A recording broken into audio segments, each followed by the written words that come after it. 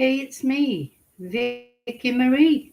Good morning, good afternoon, good evening, wherever you are in this crazy world we're living in.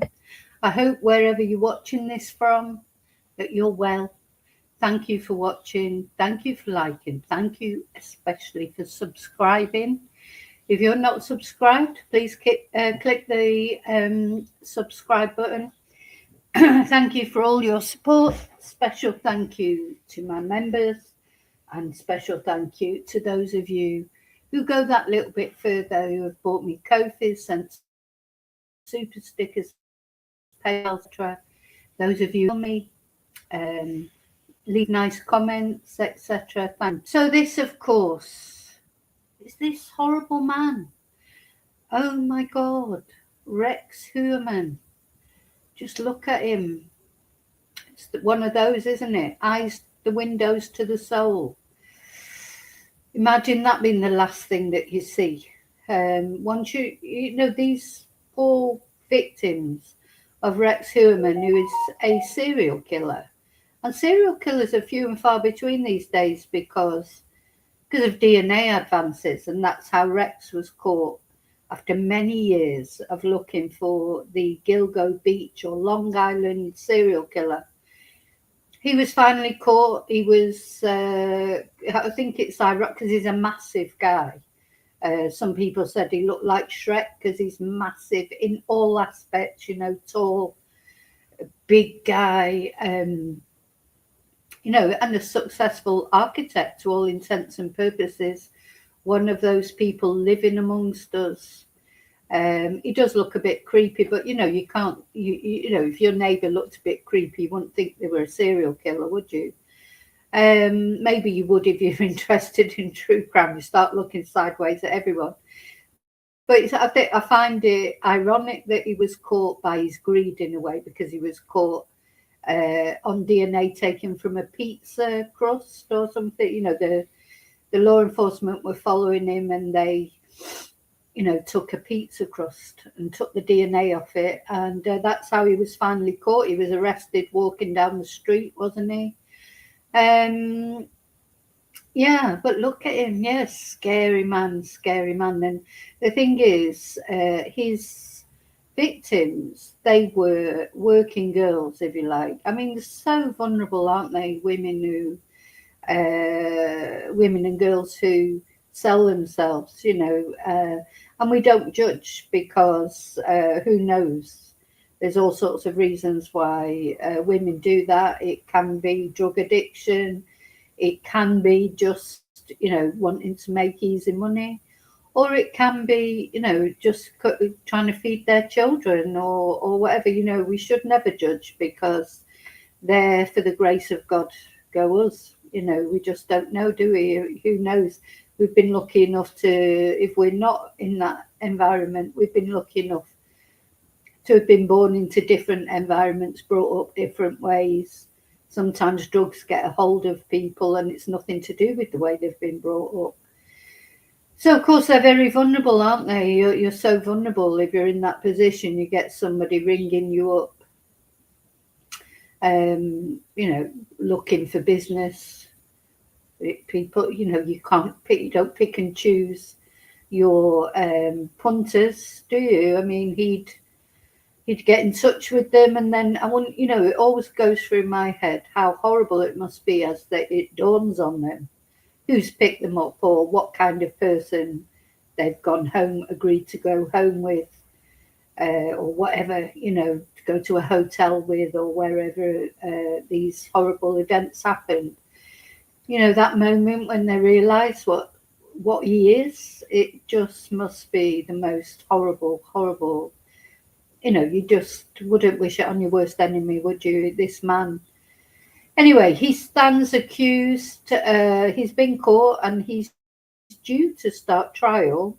But it's being thought now that he's going to change his plea from guilty to not guilty. That's what we're waiting for. Also, there's an extra victim now from, you know, these victims. The number of victims keep going up.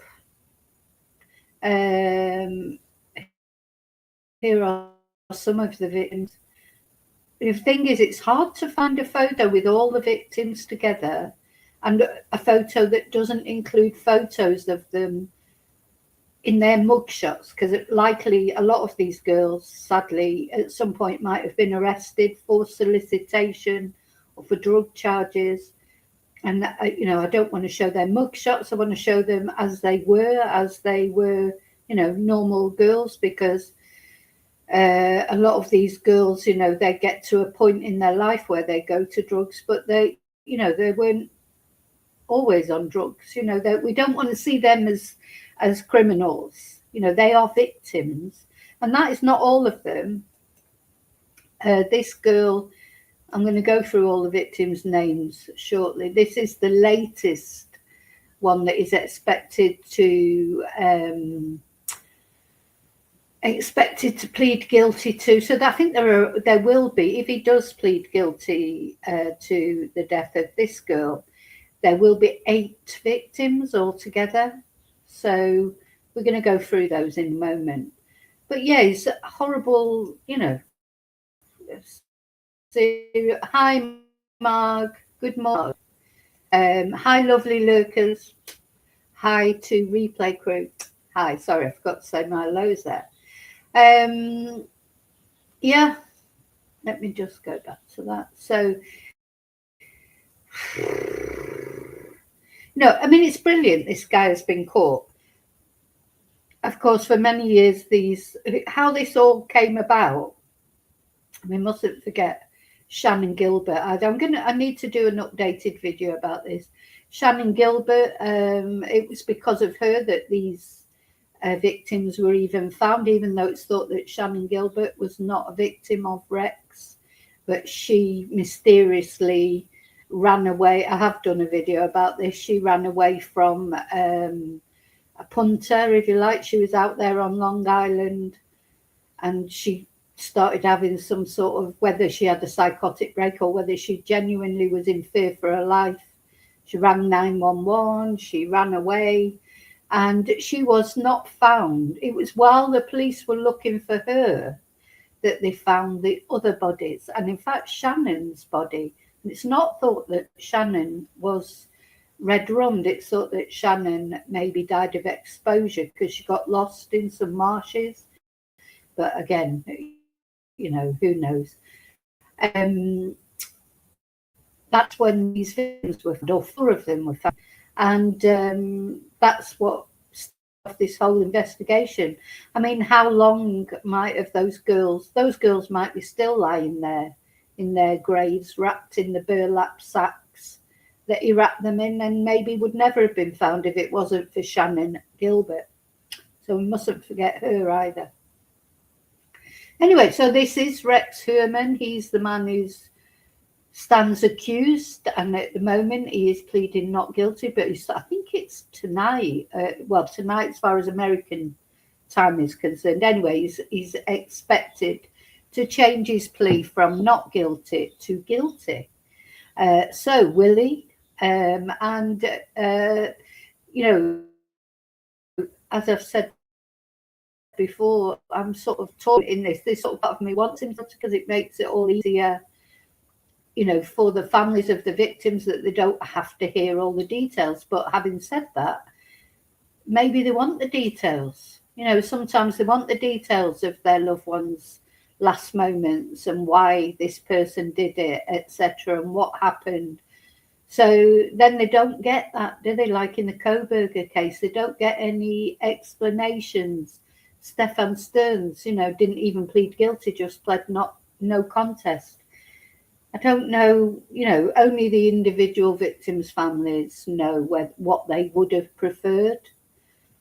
I suppose you prefer a guilty verdict because they're admitting to it, and that the person responsible is off the streets. But then, you want to know why, don't you? Want to know why? You want to know what happened to them, etc.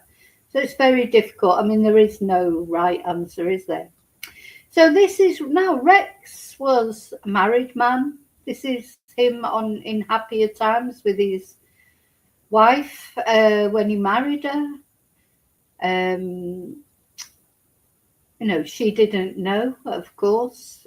So there's been a lot of I think quite a cruel thing in this case as well, that happens in many cases of serial killers, is the family come under suspicion as well, because I think one of her hairs was found on this pizza crust or in the pizza box or whatever.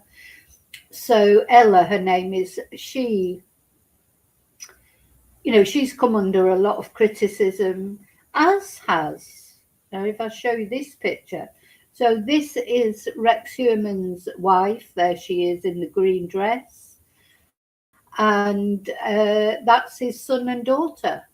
And they've come under suspicion as well. Everybody has come under suspicion, which seems a bit unfair. And the daughter, her private life was dragged out. She apparently likes these furry, the cult of furries anyway, I don't know. I don't want to go into that. But she's been accused of knowing something about it or having something to do with it, because these murders, of course, a lot of them happened in their home, in the basement of their home. So there's this general feeling of how could they not have known anything about it. But this is, you just cannot underestimate how a serial killer, how a psychopath can keep things from their family. And also, probably, I'm sure looking back, this family, they look at things and think, oh yeah, that was strange that night when that happened, or when I found this in the house, but it's people are in denial sometimes. We've seen it with Richard Allen's wife. We've seen it with a lot of wives, like Stefan Stearns' parents. When people are in denial, they just don't want to admit that they're. So even sometimes I think when people see things right in front of them, they don't accept it. I've seen it happen so many times. It's quite scary, the strength of denial. If you don't want to believe that your loved one is about, you think about if you found something in your house, I don't know, a t-shirt with blood on it, you wouldn't automatically think, oh, my son or my husband or my brother or my dad, oh, he's got a t-shirt with blood on it because he's just been out and killed someone. That isn't the first thing that would come into your mind, is it? You'd just think, oh, he must have cut himself, or what's happened here, or maybe he's been, if he likes hunting, maybe he's been hunting. Your brain wouldn't automatically jump to that, oh God, he must have murdered someone, would it? So, most people would not believe, you have to understand about psychopaths. That's the whole point of, psychopaths can hide themselves so well. They can fit in normal life. They don't have emotions, but they can mirror emotions. They copy your emotions. That's why quite often psychopaths, sociopaths are with empaths even, or with, very nice people, because they can use the aura that they give off. They use it they're like chameleons. They take the shape of whoever they're with, because they don't feel emotions in their own right. It's very interesting, really. See that they're devoid of emotions. How what they do is take on that other people's emotions. That's why they get married. And they put on this front. They can be anything. They can be the loving husband. They can be the loving dad. They're like actors roaming through life, just taking on whatever role will suit them while in their secret life. So remember, we've all got, what is it, a public life, a private life, and a secret life, apparently. So in their secret life, they're doing all these terrible things. But in their public life and their private life, they're taking on roles: husband, father, architect, your job, your professional life. It's all an act. Nobody knows. As soon as that door closes, when somebody gets home to their private place where they can really be themselves, none of us know what's really going on. And they do it in plain sight. Look at Dahmer. Jeffrey Dahmer taking all those young men into his flat. Dennis Nielsen, he was another one in the UK, meeting young men in bars and things and taking them home and disposing of them. Lived in a house with lots of other people, lots of other flats in that house. They don't necessarily live on remote ranches like, they're not all Ed Gein or Texas Chainsaw Massacre or whatever. They're quite often, they could be living next door to you. That's how scary it is. And if it ever came out what they'd, done, you'd be like, oh, it all seemed like they all said hello, always a nice person, so nice, saw him playing with his kids. Like that's the reality of it. These people do not hide under stones and come out drooling on a full moon. They live next to us. They're in normal life. It's really quite terrifying when you think about it. It's the wounds, terrible, really. I'm going to read out to you about this case, and I'm literally reading the Wikipedia. Just not all of it. I'm not going to read. God, there's a massive Wikipedia page on Rex Heuermann, but that's got the details of the victims on it. And this is a problem. They reckon he's got more than 11 victims, but he's only going to be charged with 8. Well, with this new one. So, are there more victims out there? Probably. Because as I say, it's so easy. It's the easiest thing in the world to pick up an escort or somebody who's working, an SEX worker. They're just going to get into your car. You don't, it's just so easy. That's why, unfortunately, they're quite often victims, aren't they? And also, so not only they're easy victims, but sometimes you find that the police don't care about them so much. I don't think that's so true these days, but certainly years ago, like with the Yorkshire Ripper in the UK and that, they call them the less dead because they're not cared, because people feel like, well, they've got this dangerous lifestyle, they sort of almost not deserve it, but they shouldn't put themselves in that position. That's common attitude from people. So years ago, certainly the police did not take missing prostitutes case seriously. There was like this idea of sort of deserving victims almost, and then if somebody was kidnapped off the street who wasn't an SEX worker, they were given more validity. But they're all the same. Any person that is killed by a serial killer has got an equal validity. Doesn't matter how old they are. It doesn't matter, what job they do. Doesn't matter, if they're an SEX worker. It's like this presumption that they're a lesser person than anyone else, but nobody knows their circumstances, how they ended up doing that. So, I don't think anybody would choose it deliberately. Maybe because it's easier money, I don't know, but it's such a dangerous occupation to have, isn't it? Anyway, so just let me tell you about these killings. So they spanned from 1993 to 2011. Now, why there's been no victims since 2011, or at least as far as we know, we don't know really. Maybe there have been other victims since then, but that's what we think of. So in December 2010, the remains of 4 victims, Melissa Bartholomew, Maureen Brainard Barnes, Megan Waterman, and Amber Lynn Costello were found within quarter of a mile of each other near Gilgo Beach. And then 6 more sets of remains were found in March and April 2011. And the original search was prompted by the May 2010 disappearance of Shannon Gilbert in Oak Beach.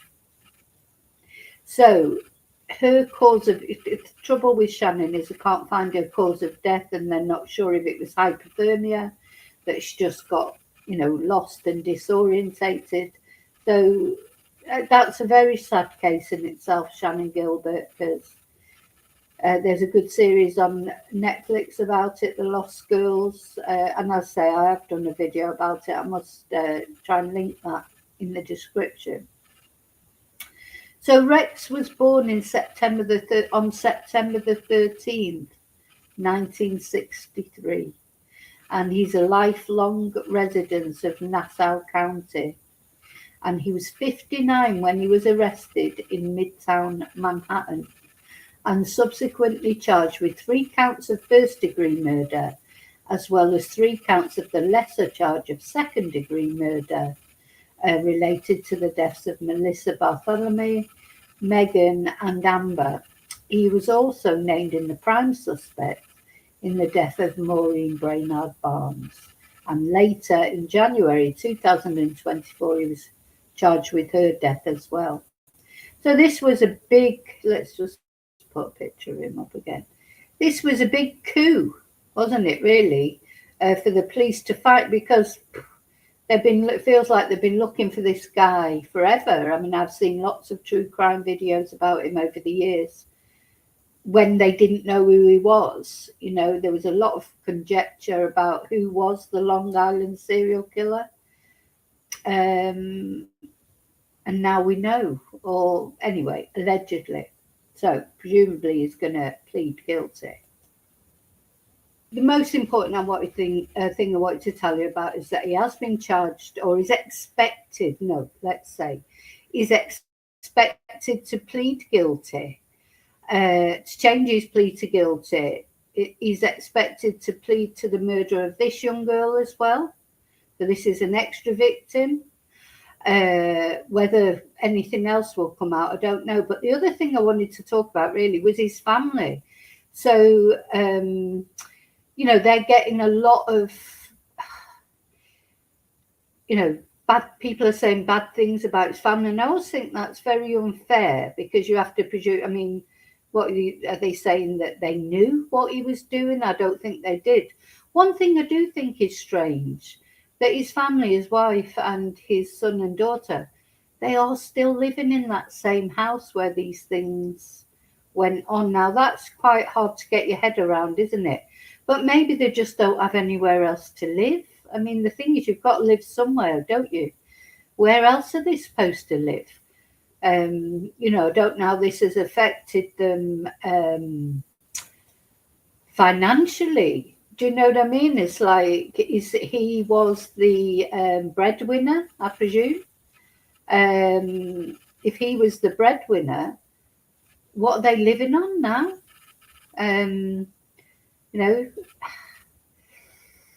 Anyway, their lawyer, the lawyer that represents the families, has come out and spoken in defense of his clients.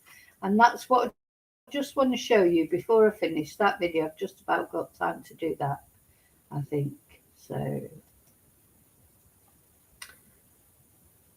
let me know, what do you think about, could you imagine? I just can't imagine finding out that your dad is actually a serial killer. I was very touched with the story of BTK's daughter. She's been quite vocal, hasn't she? Again, there's a documentary on Netflix about it. Suddenly the SWAT team just turns up at your house and tells you your father's a serial killer. You can't get your head around that, can you, when you're a teenager? Just sad.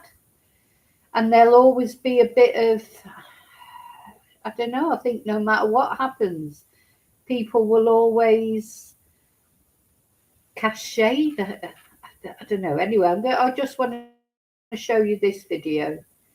about their lawyer press conference that their lawyer made, and you let me know what you think, and we will go into this in a bigger way when I've got more time. I'm sorry, I just haven't got much time this morning. We are seeing this press conference begin here. This is the Gilgo Beach serial killings. We're going to bring you this live here. Let's listen in. Attack my clients with vicious, unfounded, unsupported rumors and allegations. First and foremost, our hearts are with the victims and their families. They have endured unimaginable loss, and nothing said here today can ease that pain. But let me be absolutely clear, and I want to say this without ambiguity. Mrs. Ellerup and Victoria Heuermann had no knowledge, no involvement in, no connection whatsoever to these horrific crimes. None. I would like to add. So you've got Rex's wife here and his daughter here, and I just feel sorry for them because they have received an awful lot of hate. Victoria Heuermann was 3 years old. She was 3 years old at the time of the homicide of Valerie Mack. Mr. Ray accuses her of active participation in a homicide where she was 3 years old. Just take that into consideration on the reckless acts that were brought by this. The individual responsible acted alone. Rex Heuermann has been indicted and charged with these series of homicides, and he will have his day in court to answer for those charges, which we all know will be tomorrow morning. My clients have fully cooperated with law enforcement from the very beginning. There is no evidence that implicates them in any way. None. Unfortunately, there has now been a civil lawsuit filed that attempts to suggest otherwise. The lawsuit is reckless, irresponsible, and completely unsupported by the facts in this case. This case has been thoroughly investigated by the Gilgo Beach Task Force. My clients have cooperated during that investigation from minute one, right in front of this house in the command center post that was put out here the minute Rex Heuermann was arrested.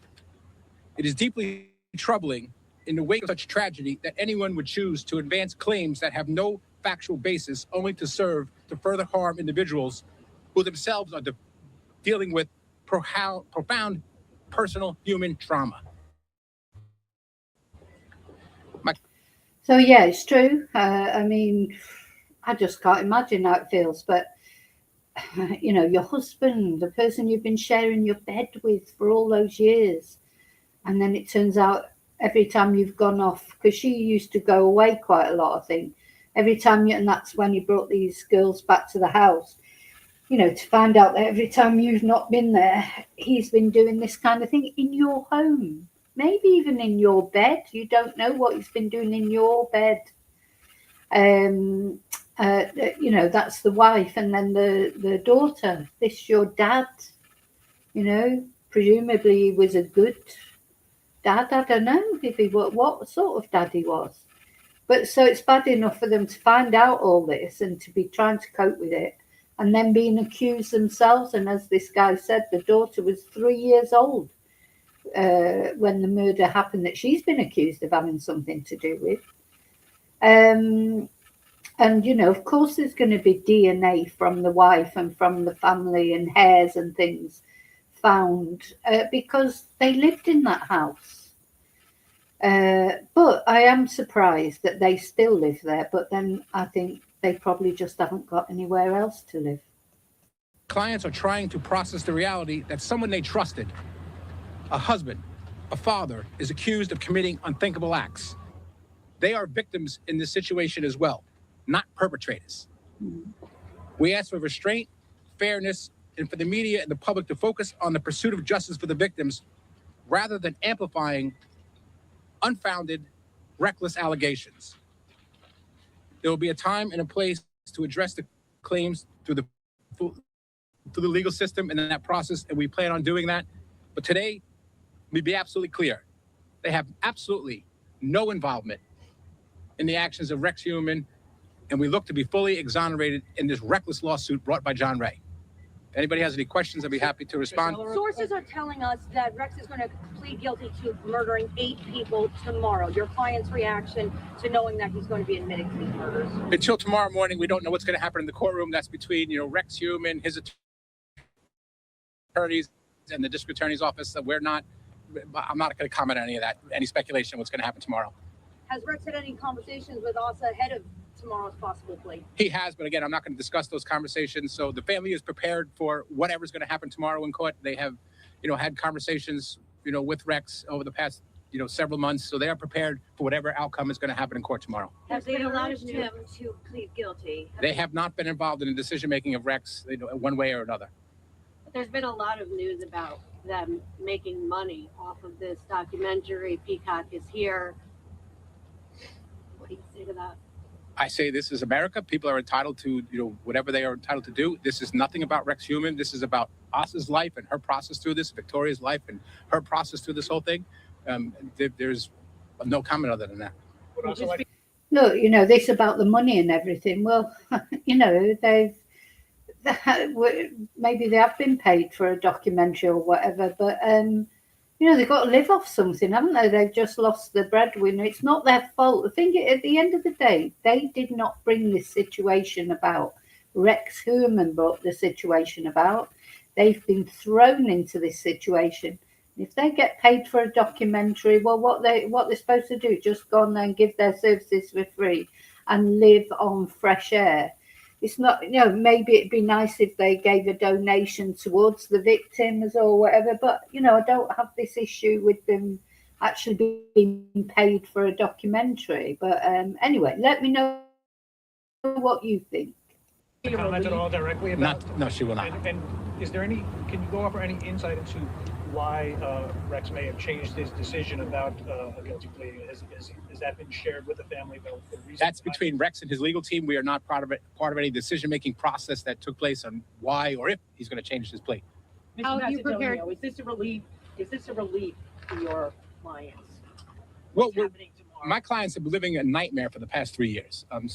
July 13th, 2023, their home was turned upside down. They were removed from it for 13 days. Every one of their personal items was removed, many of which we don't have back yet, wallets, passports. And then again, about a year later, they were removed for 5 more days. And again, everything searched, personal property, all their clothes, all their bedding, everything was taken. So they're looking to move on, whatever that's going to be, and put some closure to this. But again, the focus is on the victims and their families. They have been victimized. Ultimately, they will be okay. But we want to remain the focus where it is on the victims and their families. Is the family planning to stay in the home and planning to stay on the We're in the problem. We'll make that decision once the conclusion of the case comes. Bob, how have you prepared your client to sit in court and hear those words that we've been told is going to happen? This is a dramatic change. This daughter, just looking at her face there, she's traumatized. She's traumatized. This is her dad, and she's had to come to terms with the fact her dad is a monster. You can just see in her face there, she's absolutely traumatized. His wife, she's taken a bit more interest in the questions and what's going on. Maybe she's come to terms with it easier, but I think for a young girl like that, I just can't imagine how that feels. Guilty to these crimes, how do you prepare your client to hear those words publicly? Well, she's prepared to hear whatever's going to come out in the courtroom tomorrow. And we've been consistent. She has never said that Rex Heuermann is not guilty. She's been consistent saying the man that she was married to, the Rex Heuermann she knows, she did not believe was capable of these crimes. Just like the next door neighbor, you wouldn't want to believe the neighbor is capable of these. They're horrific allegations. Nobody would want to believe it. She's now had almost 3 years to process that, and she is prepared for whatever outcome is going to happen in court tomorrow, and she will deal with it. But it's 3 decades in a very small living space. Were there any signs? Ma'am, I have the full trust and faith in the Gilgo Beach Task Force, who has thoroughly investigated this case. My clients have cooperated from minute one. They have no involvement whatsoever. They have been clear in all the court filings. Asa, Victoria were not in the jurisdiction when these homicides took place, whether they were in Iceland, whether they were in New Jersey, whether they were in Vermont. They were not here. And if you look at the prosecution's case, Rex Heuermann was particular in the homicides were performed or committed when they were out of the jurisdiction. No involvement whatsoever. I have no doubt in that.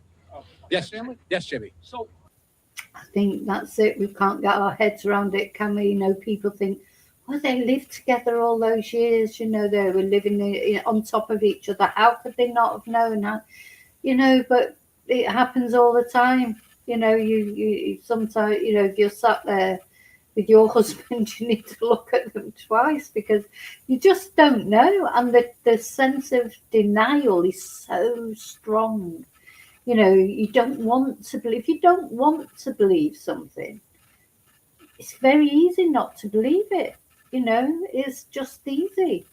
Turn a blind eye to it, but you don't even know what you're turning a blind eye to. I mean, all those years she was living with Rex, as I say, if he was out late one night or if he came home with some blood on his shirt, she's not going to think, oh, he must have been out murdering someone. I mean, I would think that now because I've you know, into true crime and everything. But if you're not into true crime, you know, you just be oblivious. And you'd say like, oh, you got some blood on your shirt there. What happened? And he'd say, oh, I had a nosebleed or I cut my finger or trapped my finger in the door. And you just accept it. You wouldn't think, oh, he's lying. He must have murdered a prostitute. You know, so I do feel for these. And that girl, her face there, she just wants the world. She just wants to get out of there, doesn't she? I understand Peacock's here and doing interviews. I mean, is there any way Ace will give us one statement despite these interviews through Peacock? We would like to hear, the public media would like to hear a statement from Ace. There'll be an appropriate time. There still has a prosecution of a criminal case pending. There's still, you know, until the criminal case is closed, they are not going to comment on this investigation at all. Is the family anticipating additional civil, obviously additional victims? Do you expect additional civil litigation to come?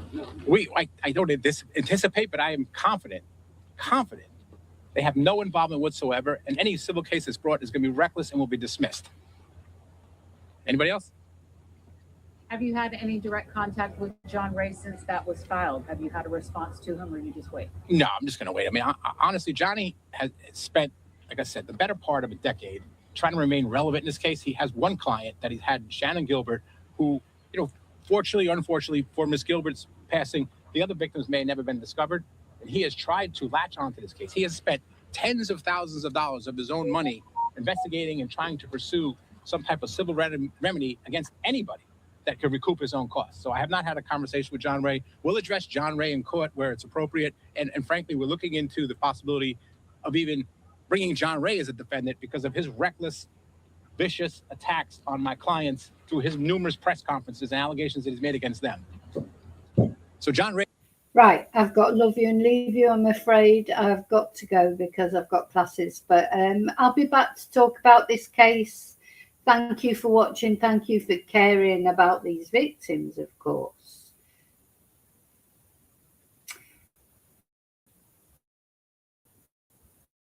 Oh.